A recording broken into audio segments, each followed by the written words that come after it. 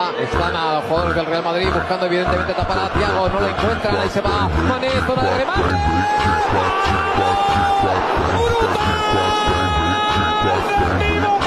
Bueno, Mané está haciendo con balón, gol, porque lo que acaba de hacer Mané del área, el recorte de Alexander Arnold, recorta una vez más, busca el centro, Salah,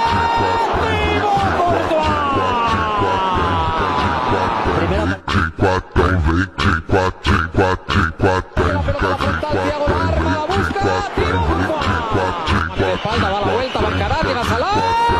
disparo que tapa Timo Courtois, busca zona de remate, lo va a intentar, Timo Courtois.